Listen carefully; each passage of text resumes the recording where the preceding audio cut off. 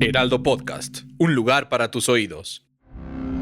Ventana Política. Hola, bienvenidos a Ventana Política, el podcast donde echamos un vistazo a la actualidad política de México y el mundo. Mi nombre es Verónica Ortiz y en este episodio hablaremos sobre las elecciones en Canadá, un proceso que estuvo marcado por la presencia y las agresiones de Donald Trump. ¿Cuáles son los retos del nuevo primer ministro y también la relación nueva con México y Estados Unidos en el marco del TEMEC? Para hablar de este tema, me acompaña Yamil Nares, politólogo, autor y director general de DAFUE, una empresa de opinión pública enfocada también al análisis de la información y creación de metodologías. Bienvenido, Yamil. Gracias por estar aquí en Ventana Política. Muchas gracias, Verónica. Gracias por la invitación y feliz de estar contigo y con tu auditorio. Encantados. Y déjame empezar con una frase que tú pusiste y que se me hizo que describe perfectamente el tema del que vamos a hablar. La tenían, era suya y la dejaron ir. Y no estamos hablando de un partido de fútbol, Yamil. Así Cuéntanos. es.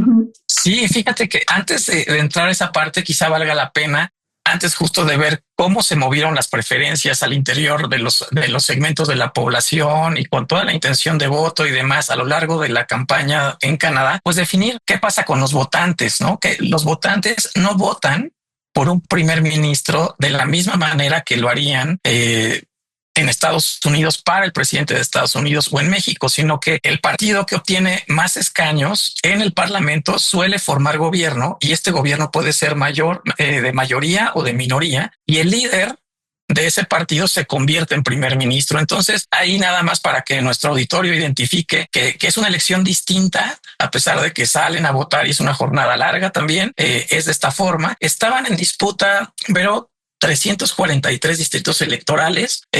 Antes de esta elección eran 383, pero aumentaron, se incrementó la población y entonces hicieron más distritos y para generar precisamente mayoría necesitaba cada uno de los candidatos o alguno de los candidatos 172 escaños para formar minoría. Platiquemos un poquito de los candidatos. En específico del ganador, por ejemplo, claro, de Mark Carney. Él es banquero, economista, ex banquero central en Canadá, en Inglaterra, y fue defensor de la acción climática. Se ha presentado como persona pues la mejor posicionada precisamente para gestionar la crisis económica canadiense por esta experiencia económica que tiene, reaccionando además a las acciones del presidente estadounidense Trump, que ahorita platicaremos más a fondo cómo afecta a Estados Unidos precisamente esta elección y una grave escasez de vivienda, entre otros temas, ¿no? Al final, su discurso de campaña funcionó. En su campaña hizo muchas precisiones y referencias al deterioro de las relaciones entre Canadá y Estados Unidos y comentó algo así como vamos a construir.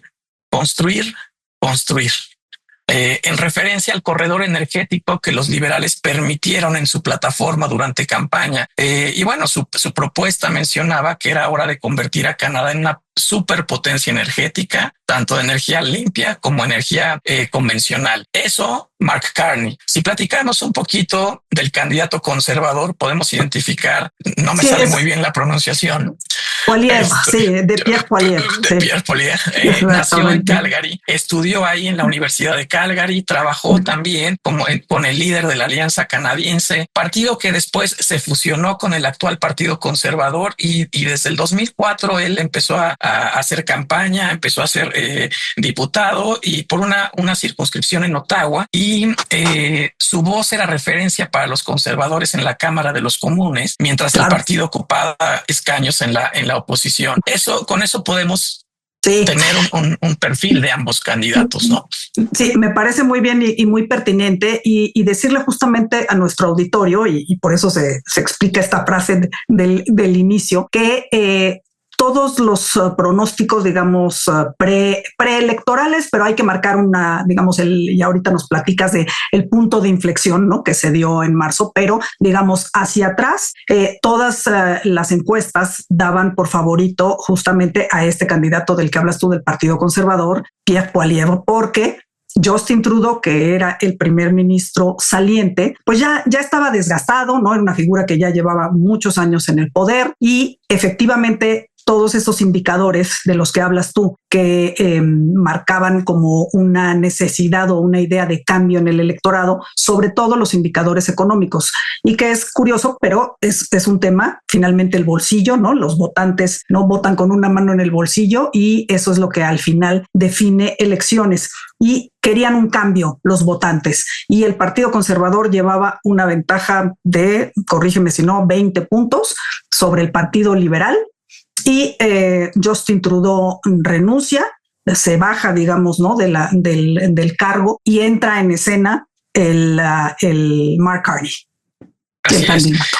Y fíjate que justo yendo a la historia de estos meses previos a la elección, pues en términos coloquiales, como ya lo mencionabas, podemos decir que los conservadores tenían la elección, era suya, y la dejaron ir, ¿no? Exactamente. Sucedió un cambio, la verdad que fue vertiginoso en el panorama electoral canadiense. Entre noviembre del 24, marzo del 25, las preferencias electorales de Canadá experimentaron una vuelta increíble, un vuelco increíble. El Partido Conservador se desplomó esta ventaja que tú mencionabas ante el resurgimiento del Partido Liberal. Y para hacer más complejo este panorama, ese cambio en tendencias, pues justo sucede con la renuncia de Justin Trudeau de manera muy estratégica al interior de la política canadiense. Creo que fueron haciendo o tomando buenas decisiones estratégicas los miembros del Partido Liberal, ¿no? Entonces creo que por ahí podemos estar también diciendo que pues fue la crónica de un regreso que era poco probable al final, ¿no? Sí. ¿Por qué? Porque al final es del 24, el Partido Conservador consolidaba una ventaja de 45% de apoyo frente a un mínimo histórico que tenía el Partido Liberal, que era de 20, es decir, 25 puntos. Llegaron a estar esa diferencia según los distintos agregadores y diversas encuestas en Canadá. Y este desgaste de Justin Trudeau, sumado a la falta de propuestas renovadoras, innovadoras, pues parecía una condena para los liberales, ¿no? Pero todo cambia el 6 de enero, pero el 6 de enero de este año, Trudeau, pues una de las cosas que querían precisamente los conservadores era que lo dejara el puesto. Así que él decide dejar el puesto, anuncia que va a dejar de ser primer ministro y convoca elecciones. Pero recordemos también que 10 días después, el 16 de enero, precisamente Carney, pues lanzó su candidatura para ser el candidato liberal y su llegada pues frenó toda esta sangría que venía pues de caída para los liberales. Atrajo votantes que fueron moderados y precisamente fueron revirtiendo poco a poco esta inicial caída, ¿no? Que creo que ahí es donde ellos empiezan a hablar. ¿Por qué? Porque dan mucha certeza en la parte económica y recordemos que estaba esta tensión comercial con Estados Unidos. Eso te iba a decir, porque ahí aparece también el factor Trump. Así ¿no? es. Que la verdad es que Trump y Trudeau durante el primer mandato de Trump tuvieron una muy mala relación y entonces también parecía casi el objetivo de Donald Trump el tirar a Justin Trudeau precisamente con la idea de que se fortaleciera la opción del Partido Conservador, que venía, como tú dices, muy arriba. Y entonces, bueno, Poilievre, el candidato del Partido Conservador, pues básicamente tenía un discurso semejante al de Trump, incluso hablando de Canada First, como America First, ¿no? De Trump. Y al final se fue quedando... Exacto, como sin contenido, ¿no? Es decir, él tampoco pudo diferenciarse en todo caso o darles una respuesta a los canadienses frente a las agresiones que empezaron sumamente fuertes, ¿no? De parte de Trump. Así es. De hecho, se parecía tanto que al final también Trump tenía este argumento de que él iba a ser otro estado de Estados Unidos, ¿no? Por supuesto. Y entonces creo que como estrategia de campaña, pues sí empezó a tomar, porque en febrero hay un giro que es definitivo en este cambio de tendencia. Estaba esta tensión comercial con Estados Unidos. le dio a Trudeau el escenario perfecto, porque ahí se mostró pues asertivo, capaz, y empezó a buscar esta unidad entre los ciudadanos. Y eso de le hecho dio recuperó, ¿no? Un poquito su imagen, ¿no? Cuando digamos, se enfrentó a Trump y lo desafió y lo retó, habló de los aranceles también, de retaliación, ¿no? Así es. Creo que esa respuesta fue muy buena y por eso decía que creo que en estrategia electoral, pues no solo él se va, sino que empieza precisamente el 2 de febrero, anuncia aranceles en respuesta a los impuestos, a los aranceles impuestos por Estados Unidos. Entonces ahí fue una estrategia totalmente distinta a la mexicana. Fue una estrategia donde dijeron, pues yo te pago con lo mismo que me estás dando, ¿no? Nos estás subiendo los precios, nos estás aumentando los aranceles, nosotros vamos a hacer lo mismo. Y además, también estaba la reunión con Donald Trump el 21 de febrero y la promesa de fondos para Kiev el 24 de febrero, como que galvanizan justo la opinión pública en dos direcciones. El Partido Conservador se desploma de ese 43-44%, unos 3 o 4 puntos según las encuestas. No puede capitalizar esta crisis, pero el Partido Liberal empieza a remontar de 21 a 30, 31 y esto ya en febrero, ¿no? Entonces está aprovechando el Partido Liberal este descontento con la gestión conservadora. Entonces creo que en ese punto otra vez fueron buenas decisiones del Partido Liberal y empezó a verse una campaña, una contienda mucho más pareja, ¿no? Y además la era Carney y la remontada liberal, podemos decirlo así, sucede en marzo de este año. El 8 de marzo, Trudeau deja el cargo. El 14 de marzo, Mark Carney asume el papel como primer ministro y entonces su llegada, pues esto hace que el electorado liberal esté más fuerte, se sienta mejor y superó el Partido Liberal superó al conservador por primera vez en los promedios de las encuestas, en las encuestas en general. Y había el nuevo Partido Democrático que estaba más tirado a la izquierda. Vemos que existía un nivel de polarización muy importante y a alguien le tenían que estar quitando votos y a ese partido fue precisamente al Partido Democrático, que estaba más tirado a la izquierda, pero empieza a caer también en intención de voto y esas personas que estaban con este partido empiezan a tomar posicionamiento con los liberales y con los conservadores.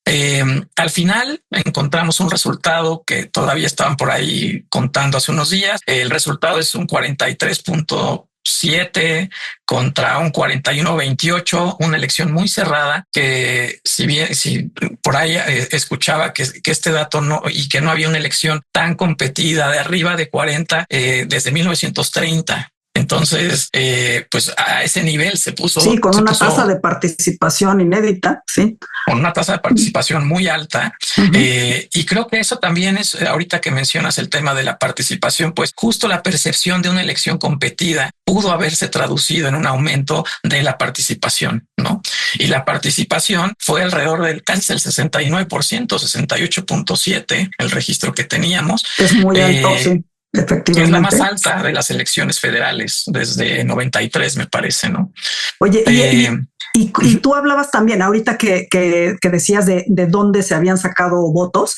Creo que un caso muy interesante en Canadá es el caso del bloque quebequense, ¿no? Es decir, el bloque quebecois que justo pues esta idea como de separatismo, ¿no? Que también había permeado mucho y había ido ganando posiciones, si bien no es una posición evidentemente mayoritaria, pero sí, ¿no? Tienen sus seguidores y además pues sus reivindicaciones. Y aún así, creo que parte del éxito de Carney fue haber podido, y del Partido Liberal, de la estrategia, como bien dices, es como haber podido poner en primer plano en este momento la unidad como país, ¿no? La unidad de Canadá como país, incluso por encima de estas agendas regionales que son muy fuertes. Sin duda, y creo que ahí es donde también pierde este bloque de votos, ¿no? Porque ahora necesitamos estar unidos, o necesita el país estar unido, ¿no? Y fíjate que este incremento de porcentaje de votos, tanto de liberales como conservadores que platicábamos, pues sí se da a costa no solo del nuevo Partido Demócrata, ¿no? Y es que casi había datos de la BBC que mencionaban que 1 de cada 5 asientos, o sea, el 17%, representa el 58 asientos de los 343. Cambiaron de bando, se movieron, se fueron. Si eran liberales, se pasaron a ser conservadores. Si eran conservadores, se fueron a liberales. Y todos estos partidos más regionales también se movieron, ¿no? Y ahí justo el nuevo Partido Demócrata perdió 17 de 24 asientos que tenía. Esos, o sea, 10 de esos 24, 17, pues se fueron para uno de los dos lados, liberales o conservadores, ¿no? Y esto tuvo como consecuencia que ellos no alcanzaran los escaños necesarios para obtener una condición de partido oficial. Se quedaron a 3, ¿no? Quedaron a 3. Sí, exacto. Y 169 pues, bueno, de 172, ¿no? Hay que decirlo.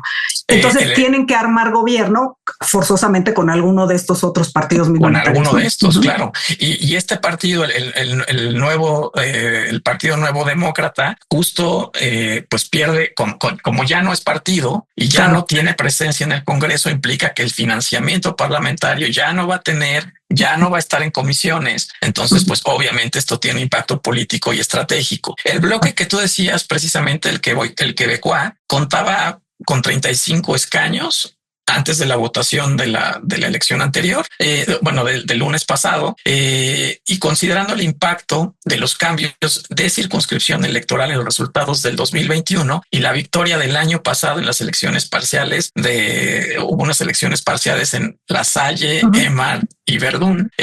Ahí estaba relativamente bien posicionado con estos 35 y pierde 12 de ellos, 12 escaños, todos menos uno se fueron con los liberales, según los datos que nos da la BBC, ¿no? Sí, impresionante. La verdad es que se reconfiguró la parte electoral de Canadá, y bueno, pues también los verdes, el Partido Verde, perdieron su distrito electoral que estaba en el centro de Kitchener, el primer escaño de Ontario en su historia que tuvieron, pues lo pierden ante los liberales, ¿no? Entonces, otra vez los liberales pues fueron recobrando y vinieron de menos a más. Y fueron quitándole pues a los distintos partidos, ¿no? Justo por una elección tan polarizada, que generalmente eso es lo que se espera, o eso es lo que te diría la teoría, ¿no? Si de repente solo hay percepción de un par de ganadores, pues los demás van a tomar un voto estratégico, como lo estuvieron haciendo precisamente los partidos pequeños, ¿no? Sí, es impresionante el panorama, digamos, ahora, ¿no? Que se ve y Y es un reto, evidentemente. Tú hablabas del perfil del nuevo primer ministro Mark Carney, y creo que es muy interesante porque se trata de un perfil no político, sino más bien técnico. Y así entonces la gente de alguna manera como que votó por un líder que se ve como muy sólido en la parte técnico-económica. Y ahí lo vinculo con los temas de campaña que tú también mencionabas, es decir, porque no hay que olvidar que siguen estando ahí, es decir, el costo de la vivienda o la precariedad justamente de los temas de vivienda, de la inflación, de la parte económica, que van a estar ahí todavía y que evidentemente pues van a ser motivo también de exigencia por parte del electorado canadiense. Sin embargo, aquí digo, los ataques de Donald Trump, pues podríamos decir que sí, ayudaron a que el Partido Liberal como que reencontrara el rumbo, ¿no? La idea de cohesión nacional, y casi que podemos decir que esta es la primera derrota electoral de Donald Trump en este segundo término, porque yo creo que, ¿no? O sea, la gente votó prácticamente contra Trump, ¿no? En Canadá. Así es. Y eso es algo como, digo, creo que será un caso de estudio, ¿no, Yamil? Sí. Sin duda. La verdad, obviamente estos tres países, Canadá, Estados Unidos y México, pues nuestra política está muy relacionada. Los niveles de aprobación, y en especial desde que entró Trump, de los tres mandatarios, está relacionada por todo lo que se le ocurre a Trump decir a nivel internacional, las consecuencias que esto tiene a nivel internacional, y estamos enmarcados en esto, tanto que pues sí, él empezó a pegar a Canadá y tuvo repercusiones políticas en la campaña en 3 meses, ¿no? Entonces creo que lo que resta hacia adelante sí, con Carney es empezar a identificar cuál es su nivel de aprobación. Ahorita no había habido registro este año con niveles de aprobación como mandatario, a pesar de que estaba de primer ministro. Empezar a ver esta información. Yo creo que va a tener un bono de confianza al inicio en esta parte económica. También la parte de medio ambiente y todo eso son cuestiones muy importantes para los canadienses. La energía, las energías renovables y demás, que también estuvieron en la discusión en campaña, van a seguir en ese tema y empezaremos a ver si el pleito que se compren con Trump, pues le sigue dando buenos saldos en temas de aprobación política precisamente a Carney, o si Carney empieza a gobernar, como tú mencionabas anteriormente, mucho más técnico, donde él empiece a resolver problemas económicos que han arrastrado en los últimos años, temas de fondos, temas de vivienda. Si esto lo empieza a hacer y no le hace mucho caso a Estados Unidos, pero también es muy difícil no estarle haciendo caso a Trump, ¿no? Claro, es difícil, pero exactamente. De hecho, Carney empezó diciendo justo que los canadienses debían, en todo caso, de olvidarse de la relación especial que ha habido, evidentemente histórica, ¿no? Que yo creo que todavía eso molestó más a los canadienses. Han sido un país no solo identificado, ¿no? Por idioma y por forma, estilo de vida, por una población similar en todo caso a los Estados Unidos, sino aliados muy cercanos. Entonces el hecho de que Trump insistiera en que los quería convertir en el Estado 51 y demás, pues lo único que hizo fue despertar un nacionalismo de decir, no, ¿verdad? O sea, el rechazo total. Y déjame vincular para preguntarte e ir cerrando la conversación. Justo tú hablabas de los tres países y estamos vinculados por el TEMEC en la parte económica, además de todas las consideraciones, además de políticas de seguridad. Pero creo que el TEMEC es un factor muy importante porque estamos justo en el año previo a la revisión del tratado. Claro que hay una incertidumbre muy fuerte por el tema de los aranceles de Donald Trump, que un día los pone, los quita, no hace excepciones, digamos, ese es un ambiente de incertidumbre en el cual es muy difícil navegar. Pero yo veo una similitud también en el hecho de que la propia figura de Trump y su talante, ¿no? El provocador, creo que también ha ayudado a la presidenta de México a tener justamente a la población respaldándola y por lo cual tiene altos niveles de aprobación, y me parece que puede también ser el factor que mantenga a Carney con esos, digamos, con una valoración positiva que todavía vamos a conocer, digamos, más adelante, como bien dices tú. ¿Eso crees que pueda jugar como contrapeso hacia un Trump errático e impredecible? A mí, en temas de percepción y en temas de opinión pública, me llama la atención que de Trudeau y cuando veíamos y evaluábamos la aprobación de Trudeau, de la presidenta Sheinbaum y del presidente Trump, el que peor aprobación tenía y sigue teniendo es Trump. Entonces, en temas de percepciones, a mí yo creo que Trump lo que no quiere es, o más bien ya no le interesa tanto el tema de aprobación, porque hoy puede mandar, o sea, como él ya no se va a reelegir, no tiene ningún incentivo estar cooperando pues con sus electores y puede estar tomando decisiones, como tú decías hace rato, erráticas, ¿no? Que parecen erráticas, pero que a él le aumentan su utilidad política, ¿no? En temas su rédito político, claro. Total. Sí. Y en temas de la presidenta mexicana, de la presidenta de México, sí podemos identificar que es un elemento importante, que no solo ella tiene niveles de aprobación históricos, que son los más altos, la gente pues le está aprobando independientemente de temas como puede ser seguridad o economía, que los pueden evaluar de manera distinta a ella en particular, pero ella cuenta con un bono muy importante, que es la que tiene un bono, el mejor bono de estos tres países en temas de aprobación, ¿no?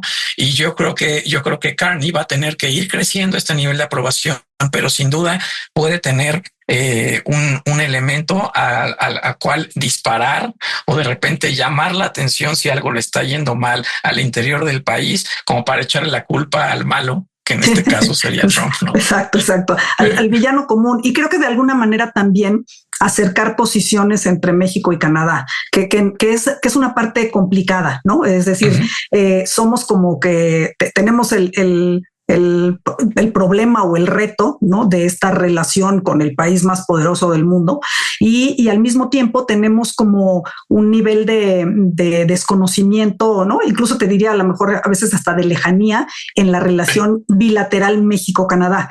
Y creo que esto también de alguna manera puede acercarnos las posiciones, ¿no?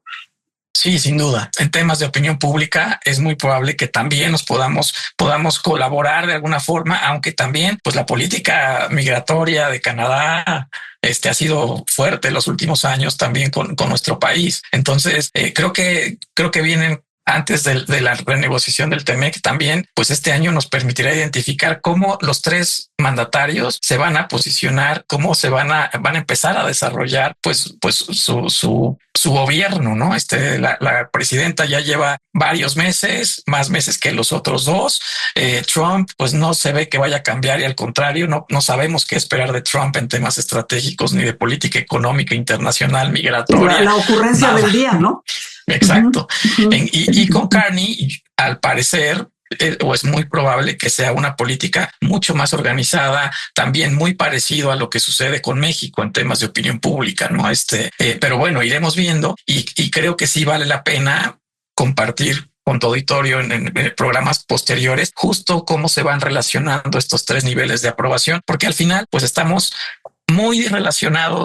relacionados de manera directa en todas las decisiones que tome alguno de los tres mandatarios, ¿no? Claro, pero creo que sí podemos ir de gane, me parece, por lo menos sabiendo que la incertidumbre puede venir de uno y no de dos, ¿no?, de nuestros socios comerciales. Entonces, creo que por lo pronto sí veo, como dices tú, un reto quizá para Carney de también trascender esa parte técnica y tener más cercanía, digamos, con la gente, porque es un funcionario cuyo primer cargo de elección es ¿no? Entonces, él, como bien habías dicho, es un economista y ha dirigido incluso el Banco Central de Canadá y el de Reino Unido, cosa impresionante. Pero en la parte política, pues habrá que ver justo cómo despliega también esta parte de cercanía para que la gente lo pueda percibir, digamos, de mejor manera, ¿no? Claro que sí. Y ya por último, nada más aumentando un poquito este argumento, yo creo que Carney va a tener también que voltear a ver a las mujeres. Las mujeres, si tú ves la tendencia de las encuestas de los agregadores, pues las mujeres apoyaron más al Partido Liberal, una diferencia entre 3 y 6 puntos porcentuales frente a los hombres, que fue notable en este año en particular. O sea, cuando empezó a suceder todo esto, sí es un segmento que cambió. El nuevo Partido Demócrata también atrae a más mujeres, pero recordemos que muchos de ellos se fueron con los liberales. Entonces, pues seguramente va a poner atención a este segmento también de la población, ¿no? Es interesante porque también son las mujeres las que tienen mayor desaprobación hacia Trump, por ejemplo, ¿no? Con su política muy agresiva, ¿no? Sobre todo en temas de inclusión, en temas de derechos de las mujeres. Es decir, sí, el factor femenino tiene razón. Y los jóvenes, nada más para concluir, platícame los jóvenes cómo actuaron en la elección y qué esperarías tú. Sí, en los jóvenes podemos identificar que también creció en 2025 el apoyo a los liberales. Fue un segmento que, de hecho, sobre todo de manera, desde el año pasado, la gente que estaba entre 36 y 55 años creció este apoyo a los liberales, y los jóvenes entre 18 y 35 se engancharon mucho este año. Desde por ahí de marzo, cuando se empezó, ya tenían claro el candidato y demás. Entonces, sin duda, también ha jugado un papel fundamental. Sucede algo similar también con Estados Unidos. Los jóvenes están cada vez también desaprobando más, en este caso a Trump, ¿no? Entonces, pues sí, aunque le dieron su voto, pero están desencantados, ¿no? Le dieron su voto, pero fíjate que está sucediendo algo muy interesante.